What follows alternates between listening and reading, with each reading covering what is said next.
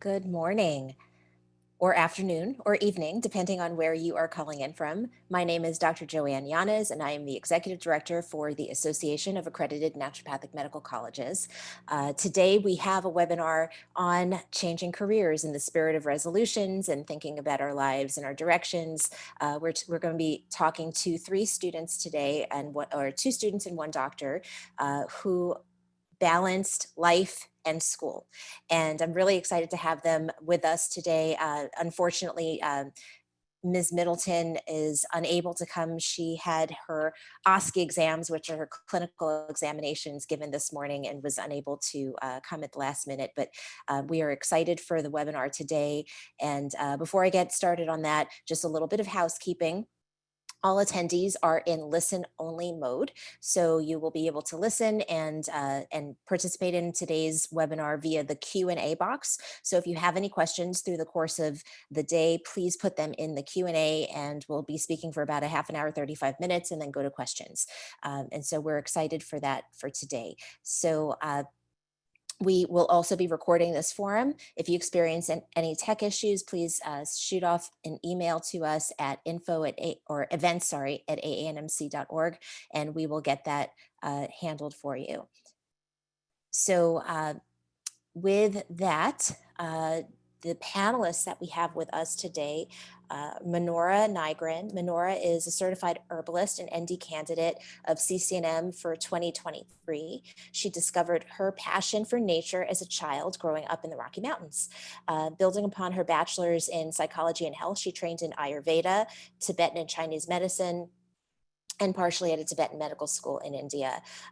She teaches herbalism at colleges, and so she has this wonderful foundation that I'm excited to bring. And she's also a mom, a nurturing mom to two young boys, and loves gluten-free goodies and teaching them about all of the things that she can wildcraft at local rivers and so on.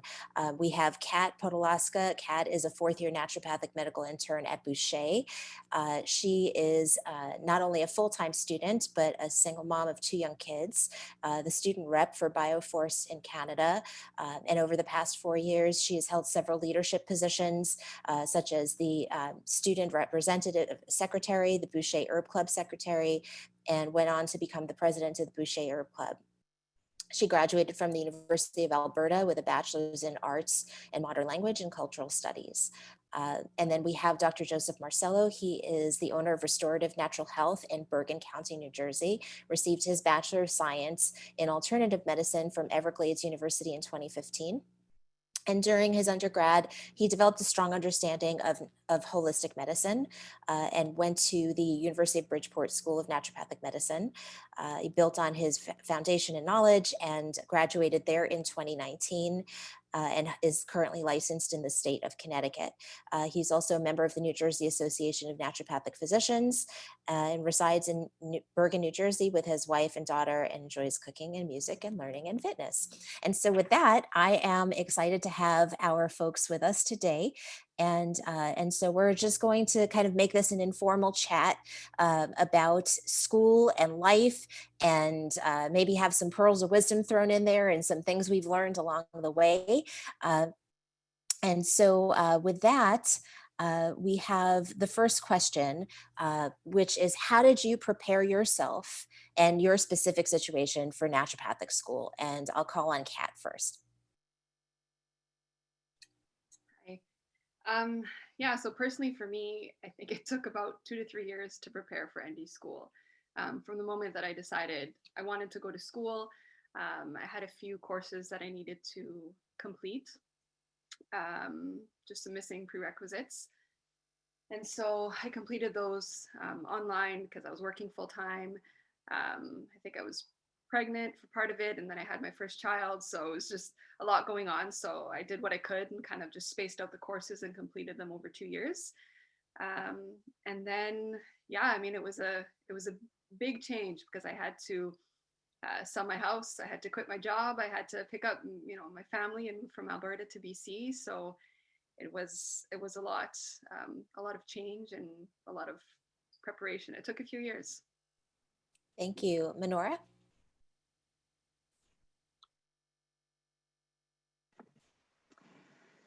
Well, I think the most important thing that I did was to talk to other naturopathic students and doctors who had gone through the program and who were mothers. I found somebody who was in Upper BC, which is where I'm from, and she had a wonderful story, and it inspired me and encouraged me, and it also helped me see how much work it actually does take so that I could be prepared. And it's partly why I decided to do a 5-year program, an extended program. And CCNM is really great at helping with that flexibility for students. So that's one way I prepare myself. The second way is I really made sure I had everything together ahead of time, which took an immense amount of organization, but we were actually in the US at the time. And so I had to move my whole family to Toronto, which is a long journey. So we set up schools and daycare options, and I even rented a house, and we got here at the beginning of the summer. So we had a lot of time to get to know where we were. And I think that made a big difference. Everybody was settled. It was still an immense transition because I had been staying at home as a mother for the last 4 years.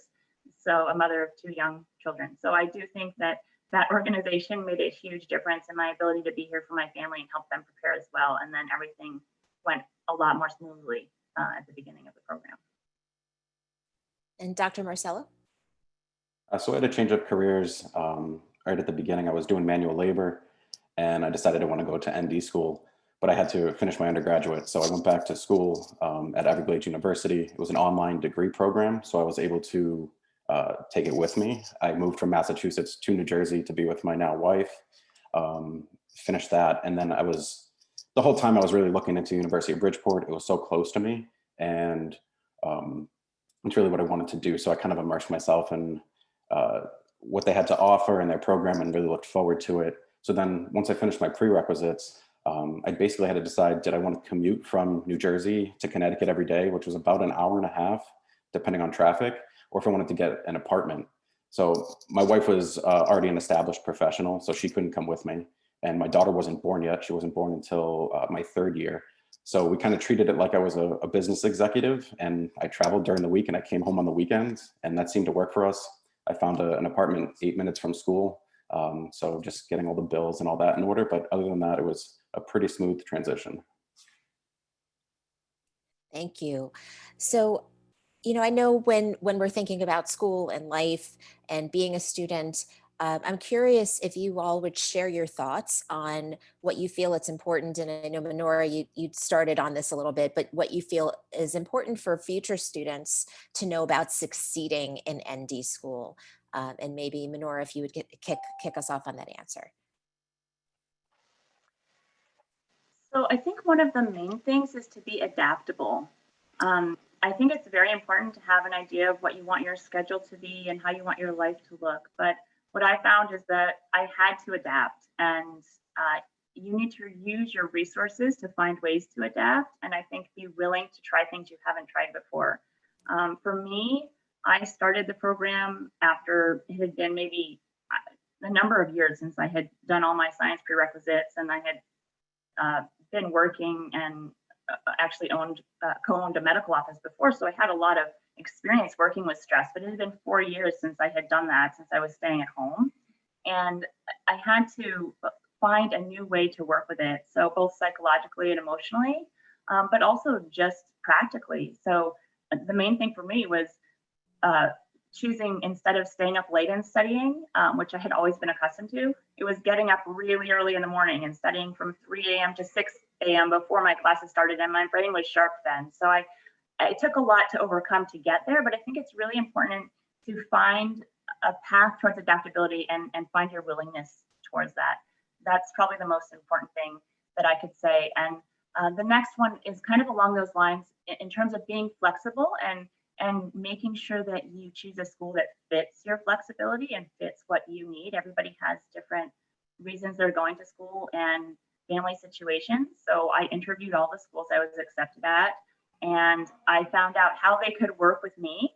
And CCNM was very flexible and very family oriented, and there were a lot of other mothers that were going to school there. It's been an excellent choice, and they've really been working with me along the way. Even if I need to change course load or whatnot, they're always there. So you can do it as long as you maintain flexibility and choose a school that helps you with that. Thank you. And Dr. Marcello. I think it's really what you put into the program is what you're going to get back. I was of the mentality that if I do the work, my grade should reflect that. I should get a passing grade, and that did happen. But you do have to be flexible. You have to adapt. You're not going to be happy with every decision made from the university, or maybe a test gets changed and it messes up your schedule. You have to study last minute or something like that may happen. You may have family commitments too that just pop up. So you really have to be able to adapt. And I would say that you want to take care of your mental health too. I think that's super important. You don't want to take yourself too seriously. Grades are obviously important, but you can't fight for, 0.4 of a grade to get a 90 like I did. It really takes its toll on you, and you can't be perfect. It's just, I tried to do it. It wasn't possible, especially as you got to clinic and you had less time. So I'd really just focus on your mental health. Self-care is super important, and just be able to adapt. Thank you. And Kat? Yeah, so I think this program takes a lot of sacrifices. It's very consuming. It sort of becomes your life. And so I think it's important to kind of learn how to balance that, how to give this program everything you have, but also at the same time, take care of yourself. Making yourself a priority, your mental health, like Joseph was saying. And I think that's sort of the key to succeeding is learning how to balance that and how to take care of yourself, whether it's, eating properly, going to bed at the right time, attending a yoga class or a dance class once a week, or whatever that is. You have to find something that makes you happy and gives you that balance. So Kat, on that topic, would you maybe kick us off with sharing some time management pearls of wisdom? As most folks recognize, even students without families, naturopathic medical school has a lot of things, moving parts, so to speak. And so maybe share some pearls of wisdom on time management. Yeah. For me, it was sort of figuring out when my brain works best. So, when does information stick when I'm studying and learning? And for me, it was the morning. So I realized that for myself, it was much better to go to bed at a decent time and then just wake up earlier before the kids are up. And that was my time to sort of study and absorb information and get things done that I needed to do. So I think kind of figuring out when what sort of time works best for you. And then time management, I guess for me personally too, it was sort of using any spare time I had at school to kind of squeeze in some extra study time. So whether it was going to school an hour early and using that time, or lunch break, or the one thing about time in this program is you feel like you never have enough of it. So you have to make the best of what you got, and just, yeah. Thank you. And Dr. Marcello. I'd say hands down, it's meal prep. Take the time on the weekend to get your meals together, know what you're going to cook, even prepare some ahead of time so that you can just heat it up. Because as the program goes on, you do have less and less time, and you might stay late at clinic to finish a chart, and then all of a sudden you come home, you're like, wait, I have to study for a test or two, and I have to also cook and eat and get to bed at a reasonable hour, and then balance family as well. And then what you have for lunch too. It's amazing. I bought this little crock pot thing, and I'm not sponsored by them or anything, but it's this little one, and it doesn't cook your food, it heats your food. And I used to just plug it in the back of class the hour before, it would heat it up, and I'd have lunch ready to go. So I could also study and eat, which was very helpful. One other thing that really helped me was if you can get close with a handful of people that work at your pace, and that you trust, and so you all kind of work towards maybe one study guide, or everyone has their own study guide. So I put work in for this upcoming test, and other people had so much going on that they weren't able to. I was there for them, and then all of a sudden finals weeks come, and you're slammed with all sorts of tests and hoops to go through, and then your friend comes through with a study guide, and it is super helpful. I think those two things really helped me out. Teamwork. Yes, teamwork.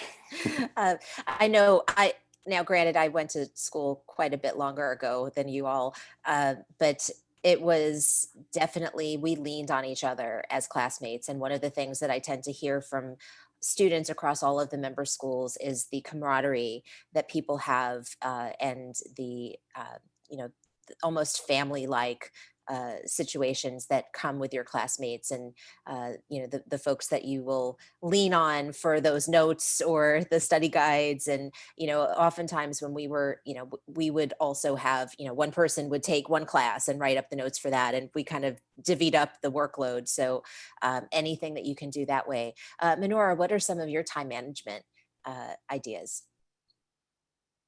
So for me, it had to do with finding a time that was good to study for my mind, just like Kat. So the 3 a.m. to 6 a.m. wake up, like I said, excellent.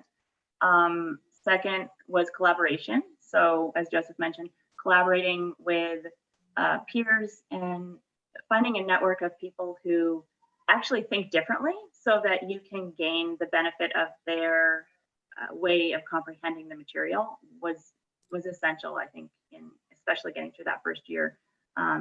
And then I think the other one that's a little bit more practical is just making sure you work with your commute well. So I know some people who actually study via tape during their commute. For me, I chose to live very close to the college at CCNM so that I could literally get there by bike in 5 minutes. And to me, that saved a lot of time. So it's time management in that regard. I did that during boards. My board exams were scheduled like clear on the other side of town, and I rented a room during boards so that I wouldn't have the commute time, and I would save that study time so I could study during boards and not have to be commuting an hour each way during board exams. So yes, every minute counts, and it's really important to think about that wisely. So one question I'll ask you all: what do you wish you knew before you started? Dr. Marcello, start with you. I'd say how important it is to take care of yourself.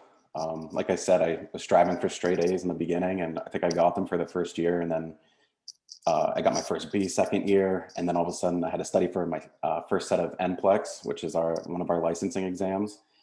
So you put all this effort into that. And then, you know, I was doing well during that time. And then right after that, my daughter was born, clinic started, I had classes, I had more responsibility, and I stopped exercising.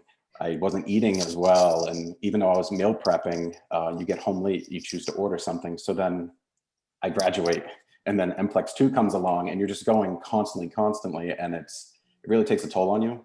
So, you know, you develop some anxiety or something, and it's just stuff that you never had before. I know that happened to me. And I really wish that I was able to put aside that like perfectionism and the straight A's and trying to do your best and like obviously do well and, you know, learn as much as you can, but have that balance where you can't go 100% in every aspect of your life. And when you have a family, you know, they take up a lot of it too. One last thing was that my weekends used to be time that I could study. And then when my daughter was born, I had to, you know, it was family time. So you had to then figure out where does that study time fit during the week. So taking care of yourself and exercising and eating properly and having some downtime really goes a long way. Thank you. And Kat? Yeah, so I think, especially in the beginning, I wish I would have known not to be so hard on myself.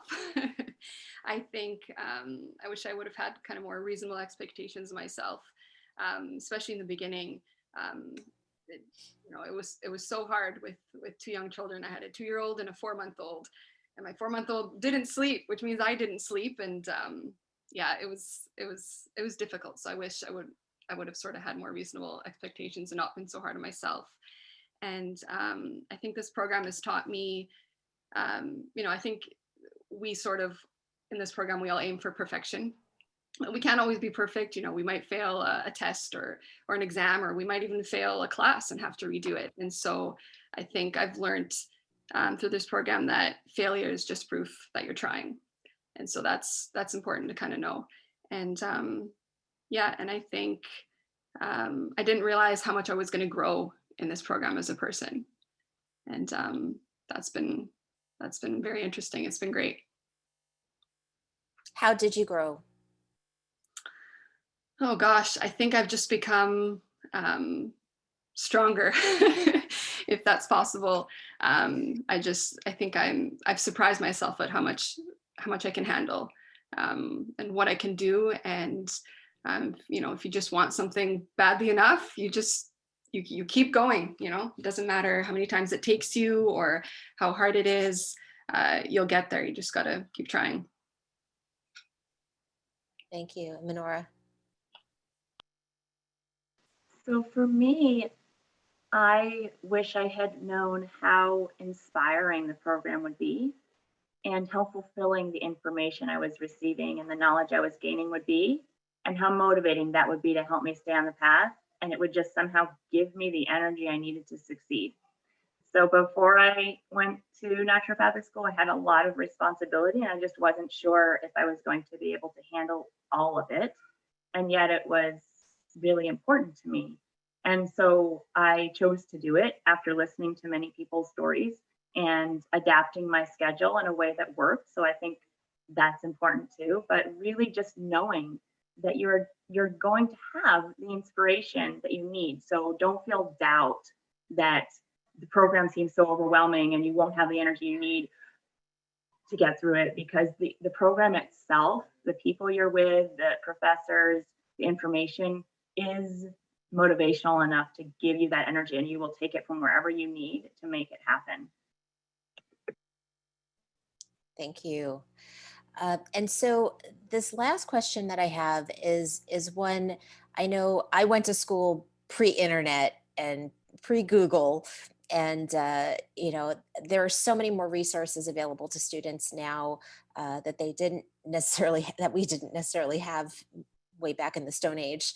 But I'm curious what types of things that you see, either that you've done yourself or you have seen classmates do to set themselves up while they're in school for successful careers. So what are some of the things, obviously you're in school to be a student and to learn as much naturopathic medicine as you can, but one of the things I've seen in my role here with AANMC over the last 8 years is there are folks that hit the ground running when they graduate. And so I'm curious, what are the things you're doing to prepare yourself for success on graduation? And maybe what are some of the things you've seen in your colleagues? And Joseph, would you start, or Dr. Marcello? Sure.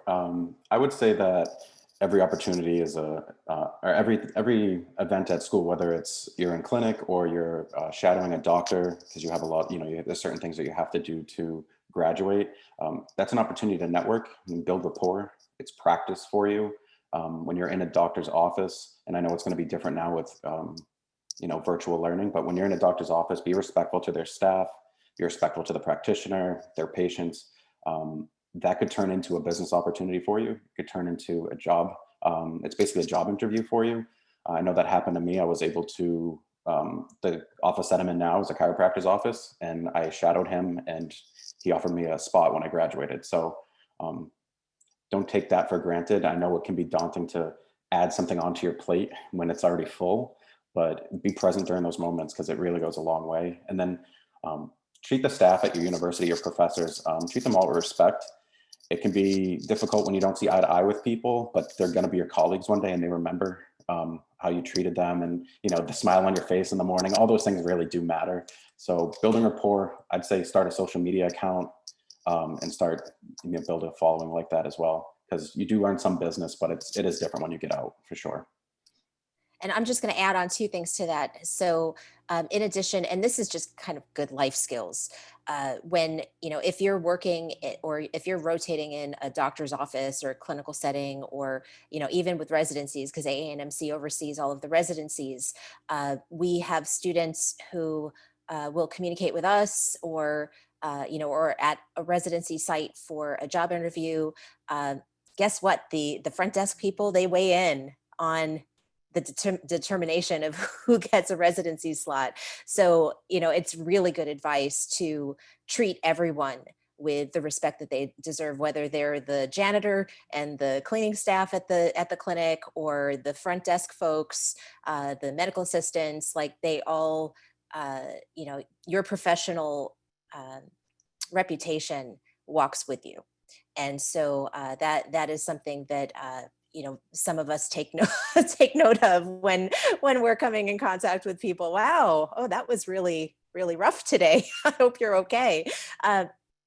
And on in terms of the social media presence, also being mindful of your social media presence. We've seen in the last number of months, with all of the unrest and things happening, that in many industries, not just the naturopathic industry, but in many industries, where your social media presence is a part of is an extension of your professionalism, and can be looked at by employers. So it's something to keep in mind, as you have your own social media presence, that it is professionally done.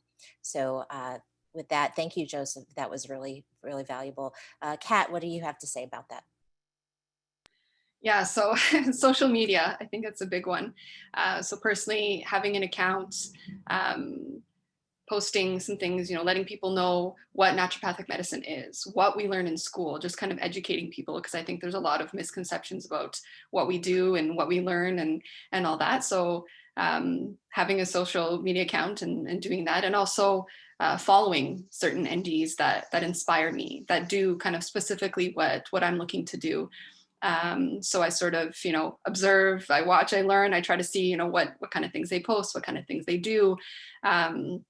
Yeah, and then if possible, connecting with those people and preceptoring under them, and yeah, just sort of having mentors, people around you that you can turn to when you have questions, and just having them as an example, what you want to aspire to be, and yeah. Menorah. For me, I think that practice management is a very large part of preparation in order to succeed. And so, because I did own a medical practice prior and managed that with over 20 staff and 6 physicians, integrated practice, I have been utilizing those skills when I think about what I'm going to do moving forward. And I think just integrating the knowledge that I'm gaining is helpful. And I think that if you haven't had practice management experience, that getting that will be one of the primary things that helps you succeed, especially if you want to go into practice. So like Joseph said, the shadowing and all of that is very useful in that regard. So I think that would be one of the main pieces for me. Yeah, just to tack on to that, I've definitely seen over the years, people will, the successful folks, they have a clear plan on how they're going to use the degree. Oftentimes people say, well, the degree, it's expensive, it's 4 years. And, to them, I say it's an investment. It's an investment in your life, in your career, in your own personal health to a certain degree. I know I learned things in ND school that I use for my own health and wellness and my family's. But you wouldn't go and buy $100,000 house without, thinking about where you want to live or how you're going to use that, or pay off your mortgage. And so I always share with students, the mentorship piece is very important. And it's just as important, honestly, to see the practices and the folks that you want to emulate as it is to see things in practices that you don't want to. I remember early on, in my clinical rotation, so I picked up the phone book and went through, and just started calling doctors' offices and saying, can I shadow with you, or do you have space for a medical student? I'd love to see what you do.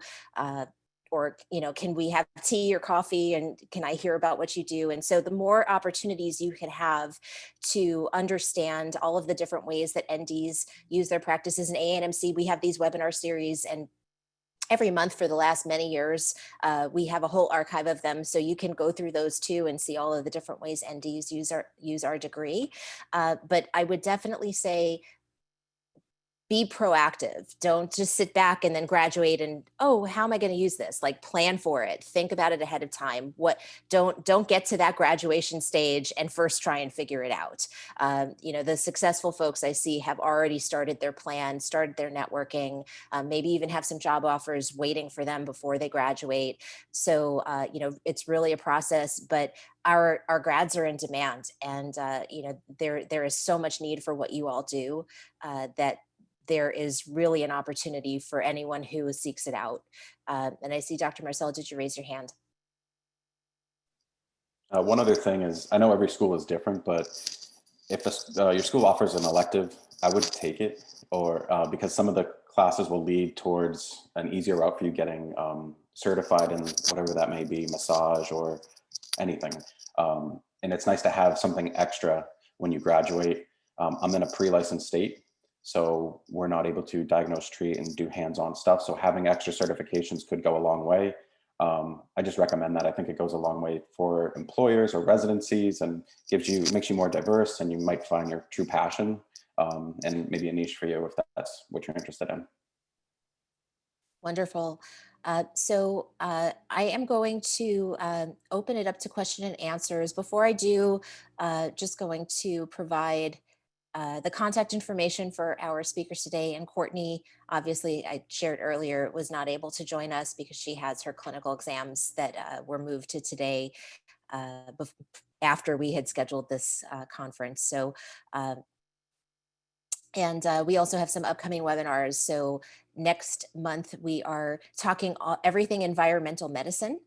We have an online webinar about things in your environment and are they making you sick? And then in March, we'll be talking about postpartum care. And as I said earlier, we host these free events every month. So we hope that you can join us at a future one. And if any of the questions that we're going to answer now, if we don't get to something you have, please feel free to reach out to us as well. So with that, we had one question that actually came in earlier on, which was working during the course of ND school, and can you do it? And if any of you feel free to chime in on how that plays into academics. Does anyone want to take that? I know some of my classmates did work. I personally didn't. I was lucky enough that my wife was established, and she was supporting me not only financially but emotionally and so on. But it is doable. I think you have to prioritize certain things, and it's just another thing to add into your schedule. You don't have to work full time. It could be something small, a local health food store, something that's kind of in, or maybe an herb store, something that's in the realm of what you want to do and what you're learning. It brings value to them, and then you'll also learn some as well. But I personally didn't do it. I had my wife, and then my mother-in-law was able to watch my daughter too. So it was really perfectly set up for me, but I know other people had it a lot harder for sure. Thank you. And anyone else want to share? And go ahead. I have not had to work, but I know a number of my classmates do work. And I think it just depends on, what your capabilities are and what other responsibilities you have. So being a mother of two and all the responsibilities that go along with that is like a job for sure. So if you don't have kids, then it's definitely possible.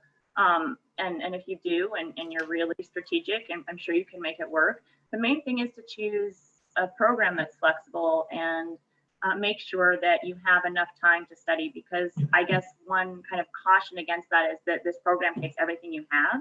And so if you are going to work, you want to make sure that you leave some leeway in your time for the unexpected things that might come up, and decide to be flexible if necessary to prioritize what's important to you, but make sure that you don't do too much. That's all.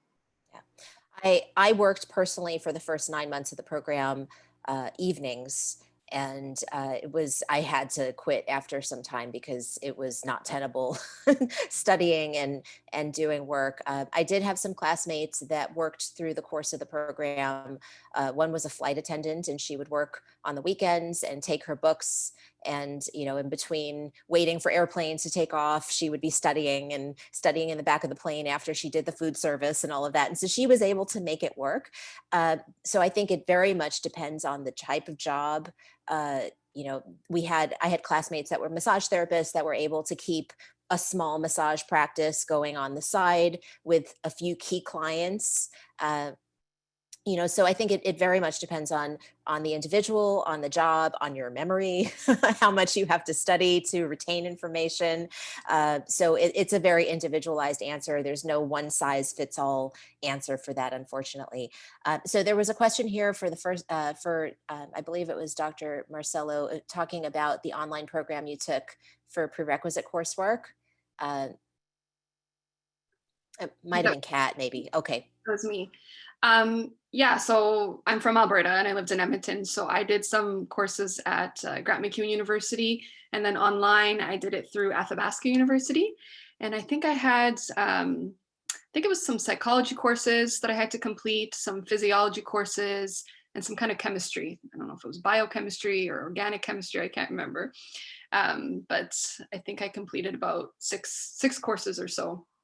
And I will say, for anyone thinking about prerequisites, please make sure you check in with the school's admissions counselors to ascertain what prerequisites you need, so you're not taking things you don't need, and that the program that you're going to take it at is accredited, and that the school will count the credits. Because the last thing you want to do is take a class and think that you were good and then find out that the course didn't qualify you for what the school's requirements were. So number one, I would say, with any questions about prerequisites or coursework or applications, is to be in touch with the admissions counselors at all of the schools. And on the AANMC website, if you go there, the schools page that we have, the drop down, there's contact information for every single school on our website. So depending on where you're looking at, the prerequisites will vary a little bit from program to program. So please check in with them just to make sure that you're on track. So the next question is, do you feel like, and this is personal, so feel free to not answer this if you're not comfortable, but do you feel that there was any negative impact on your children from going back to school? I can maybe answer this. So mom guilt. I think we all experience it. Definitely a little bit of mom guilt. There's times where I feel like, oh, I should be, there for my children more, but instead I'm at school, they're in daycare, or they're in preschool. But at the same time, I think I'm also setting a good example for them. So it's something that I have to remind myself of, is, these are short-term sacrifices for, long-term gains. And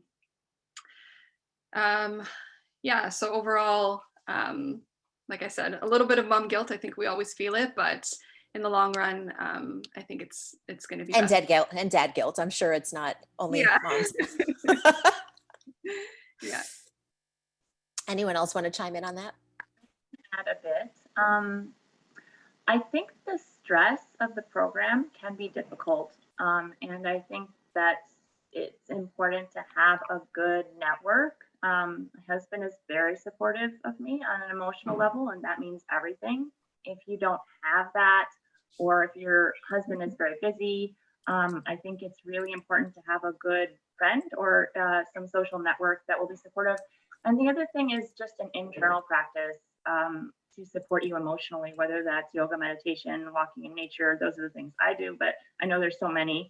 And if you can establish that before you get started and just get in that groove, you will find it very helpful, because I do think that it can be stressful on you. And then when it's stressful on you, of course, those emotions rise up, and then it's stressful on your family and your children. So I definitely found the need to step back and return to the things that gave me balance and support.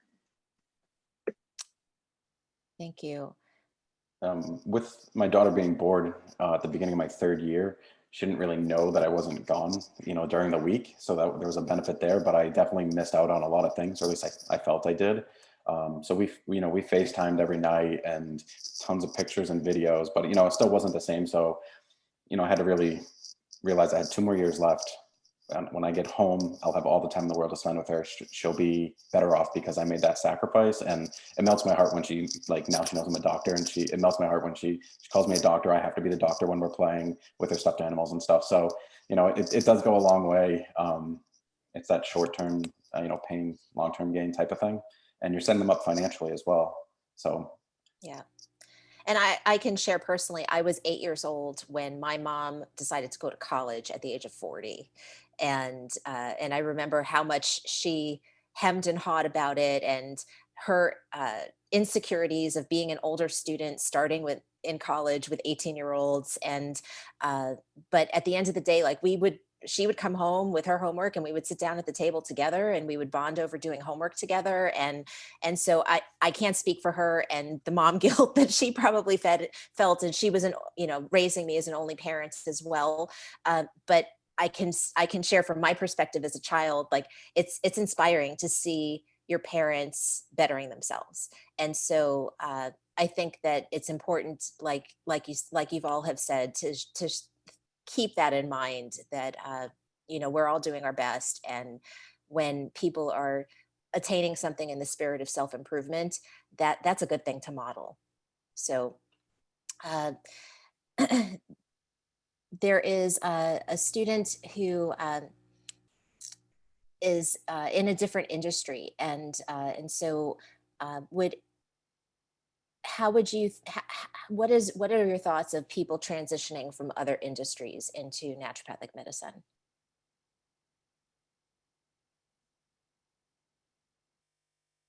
It was definitely definitely a change of pace for sure. I worked with my hands the majority of, when I was younger. And so, and I wasn't a great student either leading up to it. So it was really having a different mindset and mind shift. I didn't go start at the University of Bridgeport until I think I was 25 or so. So I took some time off from undergraduate and everything like that. So I was in a different state of mind when I entered. So if you're ready, you're ready, and you go all in. You can't be 1 foot in, 1 foot out. Just go all in if that's your decision. Thank you. Anyone else on that? Yeah, I can say something. So, my degree was not sciences. It was language, culture, translation. And in a way, in a small way, I guess I struggled a bit more with the science courses in the program. But on the other hand, I think I have a little bit of an advantage in terms of how I connect with people, and the fact that I speak different languages. I think it brings a different kind of element to kind of my relationships with my patients. So yeah, I think it's great to have people kind of with all different kinds of backgrounds in this program, because it makes us more kind of well-rounded and different. So Thank you. There is a question, and I know when we all were talking about prepping for this talk today, one of the things that had come up were our own personal schedules and how you all manage that. One of the questions that came in, on average, how many hours of studying are you putting in daily, weekly, et cetera? And for the folks that are currently in school now, are the classes on campus, online? Can you speak a little bit to just how your day looks? Kat, will you start? Oh, Menorah, go ahead. So it's actually very different now than it was before the pandemic. And I think that both are doable, but they do take a lot of time. And I don't necessarily find either one taking less time. It's just a matter of being able to be home and study, which is actually quite helpful if you have kids, because you can work around their schedule a little bit better. But it's definitely a lot of studying. I would say I'm not in a full-time program. The moms I talked to before coming who were in a full-time program were studying like 4 to 5 hours a day on top of being a mother, and they were doing it from like 8 to 7 to 12 or something like that at night. So like I said, I chose the morning hours, but it's definitely, like, even on a part-time schedule, I would say it's at least 4 hours on top of classes a day, like, in order to really get the knowledge and information. But you can pare that down if you have a good collaboration team, or if you kind of let go and get lower grades, you can certainly pare that down. It's just everybody does it differently because we all have different needs and things we need to do. So, but basically, the schedule for us right now at CCNM is all online classes, except for we have a 2-week practicum period for each session. So in the fall, spring, summer, depending on when you're going, and then you're at school, and they really do a good job of making sure that people from out of town, whether it's the U.S. or we have a large population of U.S. students at CCNM or BC or wherever they live, can come in and self-quarantine and all the things that are necessary to do around that, and then go to those practicums in a really safe way. So it's really set up well right now where it's online. But I think even just going back to classes, CCNM has kind of a more broad schedule where it's not like 8 to 4 or something like that. It's kind of more dispersed throughout the day, and they'll work with you. If you're a mother, they will do everything they can to work with you on your schedule. So you can say, I want to do the 5-year program and I need to be done by 3 o'clock every day to get my kid out of school. And they'll say, okay, so these are the classes you can take this semester, and they'll just work with you in specialized programs. So I wouldn't be concerned, at least here, and I know it's different at every school, but at least at CCNM, they'll help you with your schedule in that regard.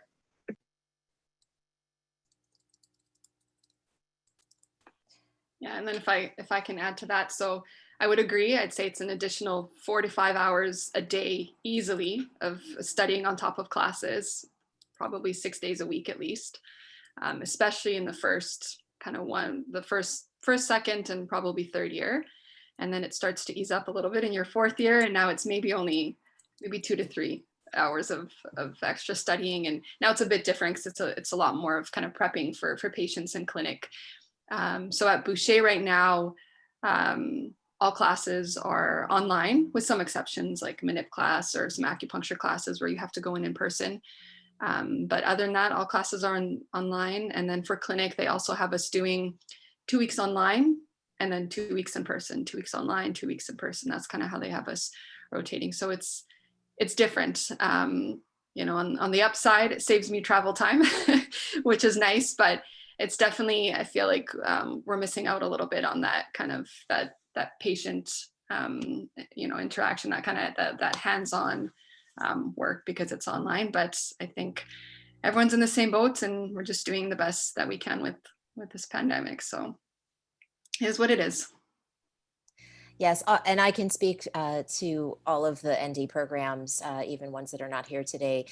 So on the week of March 2nd through the 9th, we were all together in person in San Diego, and everyone quickly realized what was happening.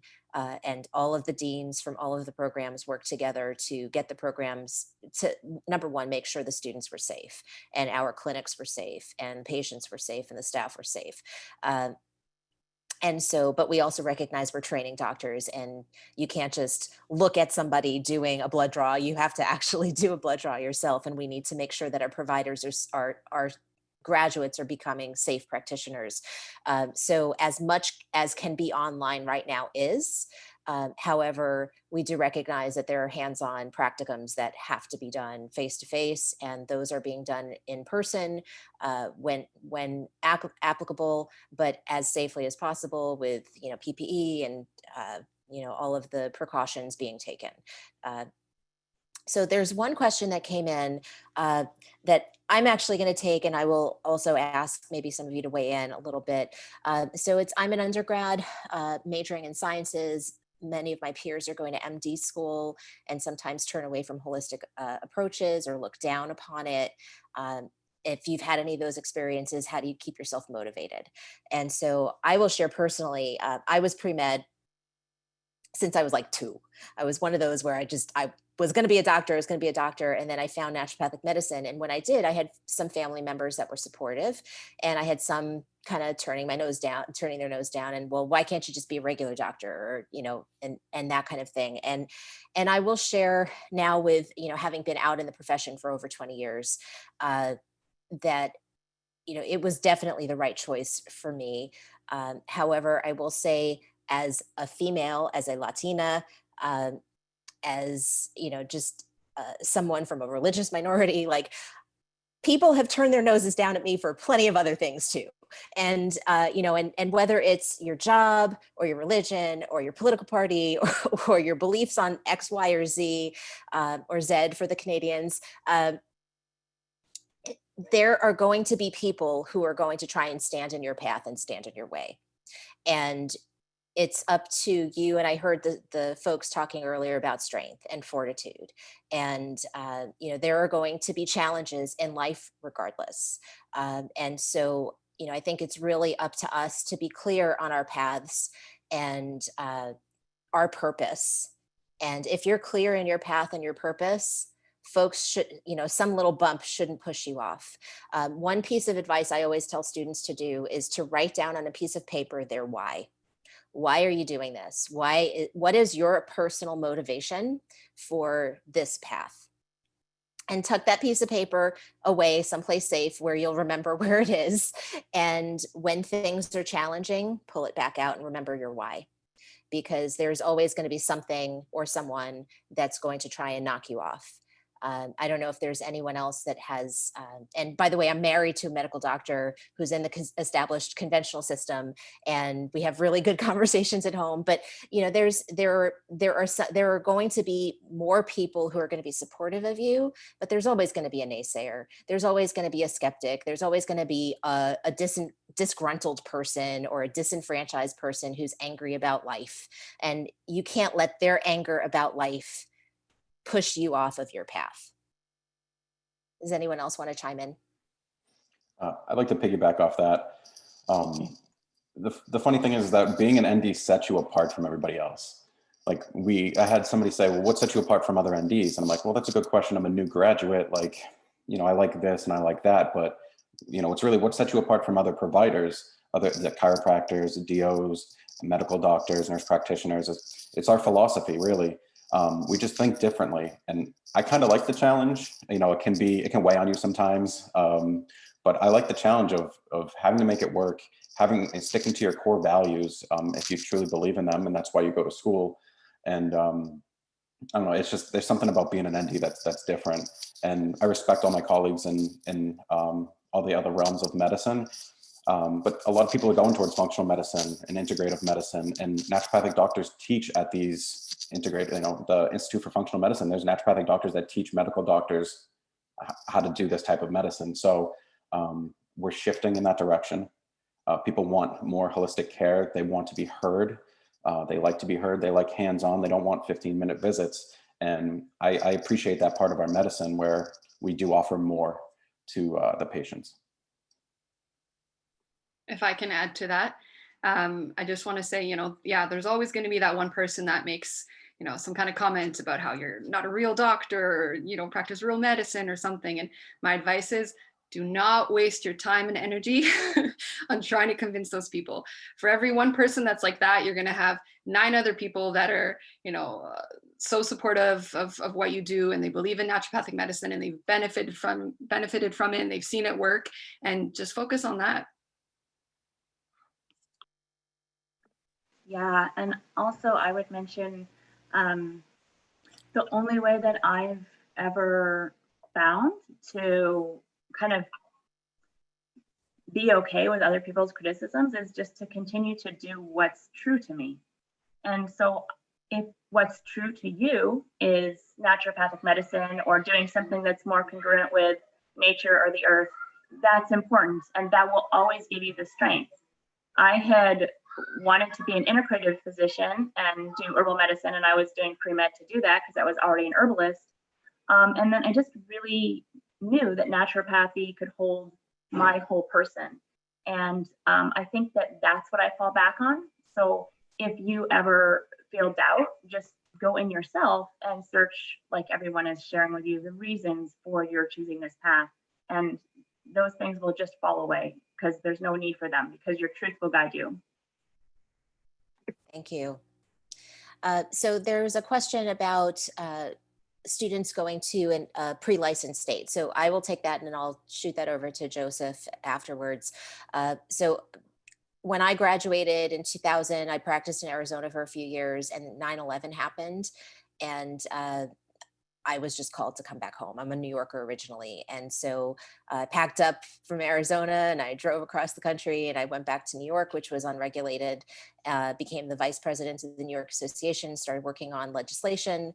And so I've answered this question before, but one thing I will say is start networking. Like if there's a state or jurisdiction that you're thinking of going to, start networking early with the doctors that are there, learn about how they are successfully practicing in that place and safely and legally practicing, so that your expectations of what you can and cannot do are clear. And you know, there were times where we would have new students coming to New York and they were like, well, I'm just going to do everything. And like, no, you can't. Because it's not, you know, it's not legal and it's not safe unless maybe, you know, if you want to do everything, then you need to have some sort of designation that will allow you to legally practice and have malpractice and all of that. So to those who are thinking of going to other regulated or non-regulated jurisdictions, definitely reach out to the docs that are there first, contact folks, start networking. And depending on the state or provincial jurisdiction, sometimes having something like an acupuncture degree and certification, or a degree in chiropractic or nutrition or midwifery might be helpful for you, just to bridge that gap temporarily until they get licensed. Dr. Marcello, I know you're in with the New Jersey Association, which is actively working on licensure right now. So feel free to jump in. Sure. So we actually just created a document for new doctors and students coming to the state on what they can and cannot do. We thought that was important. I think most state associations will have that, so you'd want to reach out to them. They'd probably be your first stop at finding out this information, because every state is different, every law is different in every state. And then you're also, if there's no law for NDs in your state, you go by the medical board, is what from my understanding is. So if you're doing something that you shouldn't be doing, it's going to vary. It's going to vary. Okay. Because then you could be held to another board's, you know, what their law is. And if you don't know it and you're crossing that boundary, you can get in trouble for sure. So it's making sure that you're not providing treatment for a specific disease. It's making recommendations for overall health. Like your wording has to change. And you have consent forms and stuff like that, but partnering up with another type of practitioner goes a long way. There's a lot of avenues. And then there are doctors that have been extremely successful making 6 figures in pre-licensed states. I've talked to a few, and it's just, you know, you have to get out there and you have to market yourself and you have to be good at what you do and be personable, really.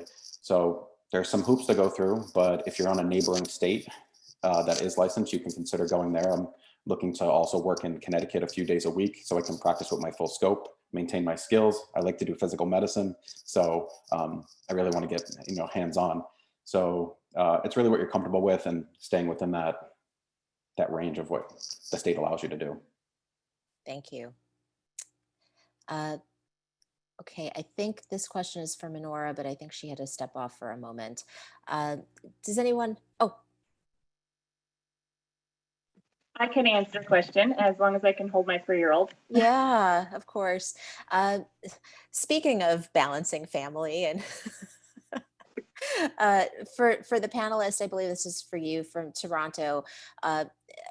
There's a question about student loans and how you managed loans from US and Canada. Okay, it's actually very easy because CCNM is a designated loan, I guess, provider, or their school is accepted for US student loans.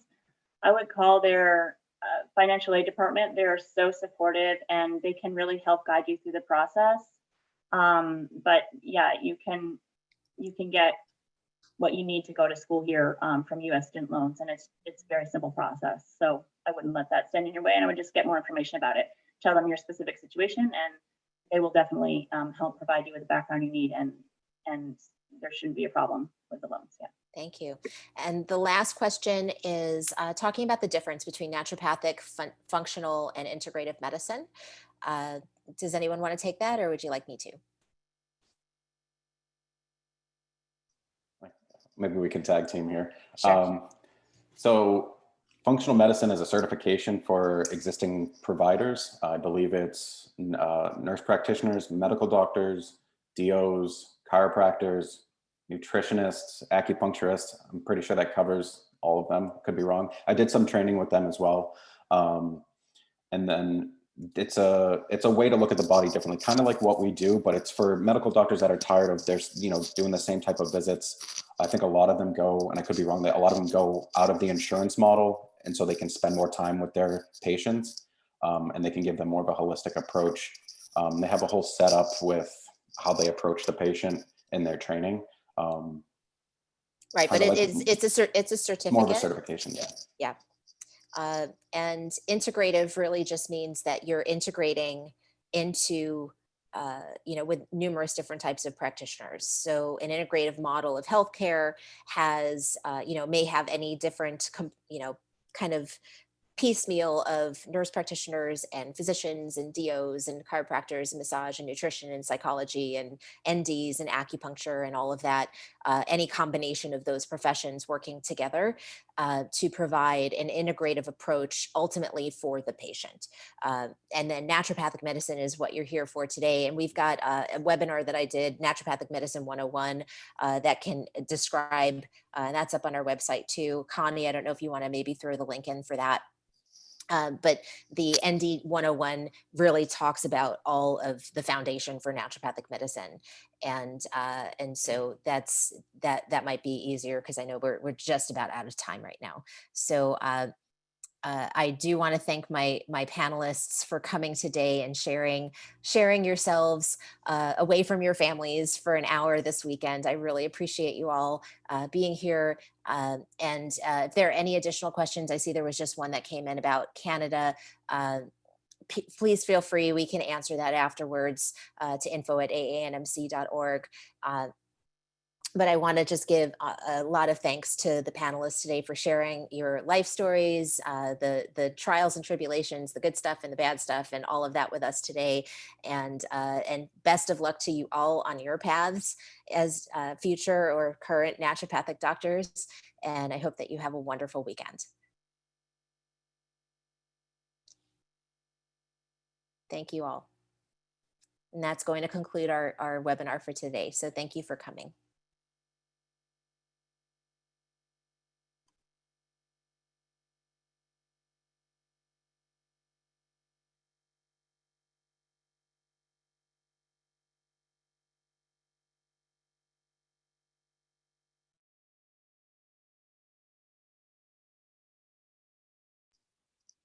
We're supposed to stay on.